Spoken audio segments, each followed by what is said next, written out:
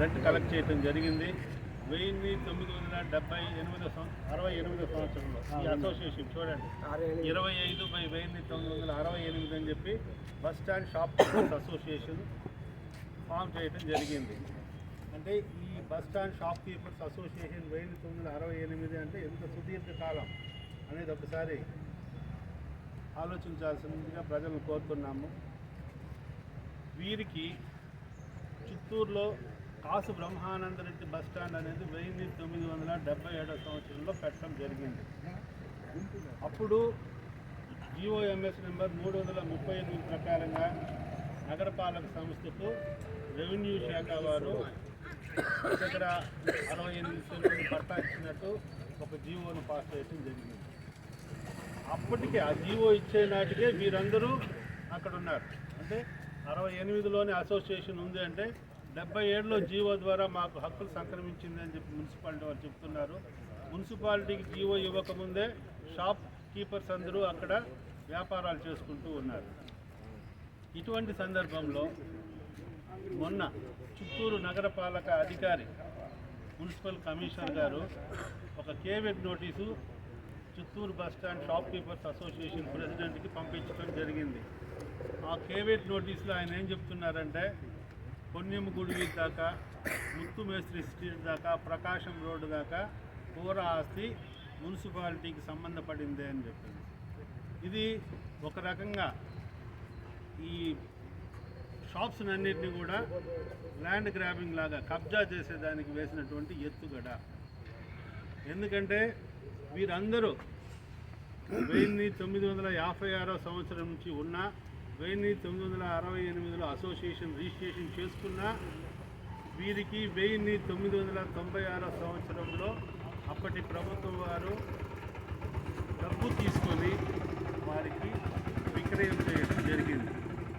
ప్రభుత్వం డబ్బు తీసుకొని విక్రయం చేసిన తర్వాత ప్రభుత్వానికి కానీ మున్సిపాలిటీకి కానీ ఈ ఆస్తి మీద ఏమి హక్కు ఉందని చెప్పేసి మేము ప్రశ్నిస్తున్నాం.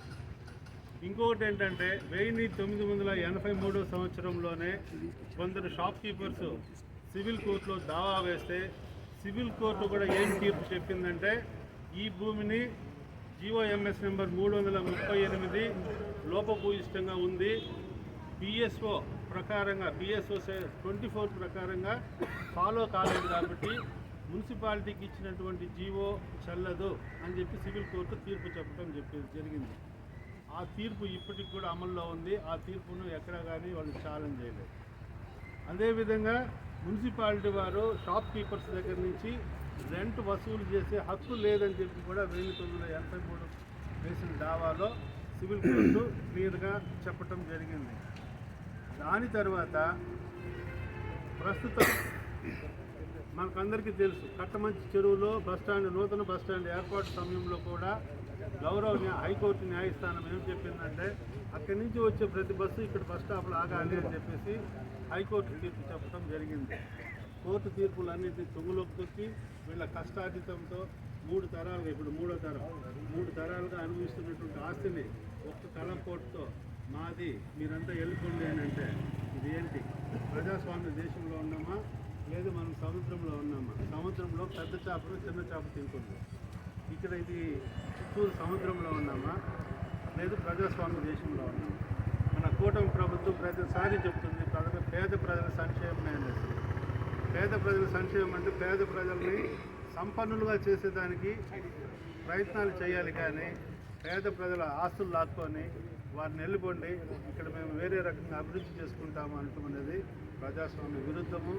ఈ భారతదేశం అమృతోత్సవాలు జరుపుకుంటుంది, వేగంగా అభివృద్ధి చెందే దిశలో ఉంది. అటువంటప్పుడు పేద బడుగు బలహీన వర్గాలు కూడా అభివృద్ధి చేసేదానికి పాలకులు ప్రజాప్రతినిధులు అధికారులు కృషి చేయాలి తప్ప వాళ్ళ ఆస్తులను లాక్కొని వాళ్ళ రోడ్డు మీద వేసేదానికి మాత్రం చేయకూడదని చెప్పేసి డిమాండ్ చేస్తున్నారు. కలెక్టర్ గారు చాలా సానుకూలంగా స్పందించారు. కలెక్టర్ గారికి నేను చెప్పిన విషయాలన్నీ విని వారికి ఒక రకమైనటువంటి ఆశ్చర్యం కలిగింది. ఎందుకంటే ఆయనకి బ్రీఫ్ చేసినటువంటి అధికారులు కూడా వాస్తవాలు చెప్పకుండా తప్పిపుచ్చకుండా కేవలం ఒక మాట వాళ్ళు ఆయన చెప్పినట్టున్నారు. మేము కదా పట్టాలు ఇచ్చింది, మా పట్టాలు మేము రద్దు చేసుకుంటాము. పట్టాలు ఊరికే ఇవ్వలేదు. డబ్బులు ఇచ్చి వీళ్ళకి పట్టాలు ఇచ్చిన విషయం కలెక్టర్ గారి దృష్టికి తీసుకెళ్ళారు. 8,66,000 రూపాయలు టోటల్ 18 సెంట్లకు గాను 8,66,000 రూపాయలు ఇప్పుడు కాదు ఇచ్చింది. 1,996 ఇచ్చింది మొత్తం జరిగింది. 96లో ₹1 చూడండి, 96 చిత్తూరు పరిసరాల్లో భూములు ధరలు చూడండి. దాన్ని బట్టి చూస్తే వీళ్ళు అప్పట్లోనే ఎక్కువ ఇవ్వడం జరిగింది.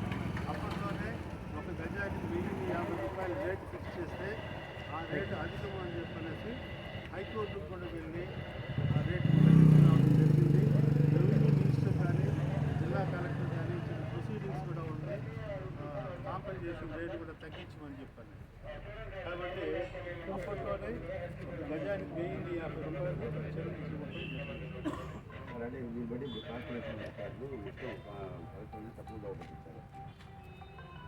100% కలెక్టర్ గారు ఇవాళ మాతో స్పందించిన తీరు చూస్తుంటే కలెక్టర్ గారికి విషయాలు ఏదీ చెప్పలేదు.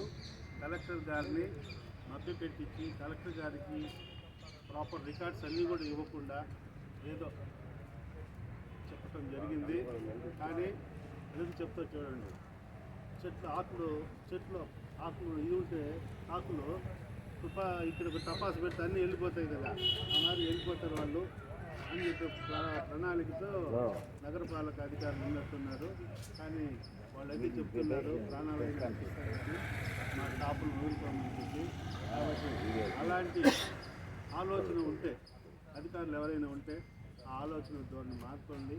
మీ ఉద్యోగం నుంచి మిమ్మల్ని తీసేస్తే మీరు ఊరుకుంటారా? అప్రయత్నంగా మీ సీట్లు రేపటి నుంచి ఉద్యోగానికి రావద్దు, ఖాళీ చేసి వెళ్ళిపోవాలి. అది మీ జీవించే హక్కును కోల్పోయినట్టే కదా. వీళ్ళకి జీవించే హక్కును ఎవరు ఇస్తున్నారు? వాళ్ళు 3 తరాలుగా అక్కడ ఉంటున్నారు అని అంటే వాళ్ళు ఏమైనా బాగుపడినారు లేదే.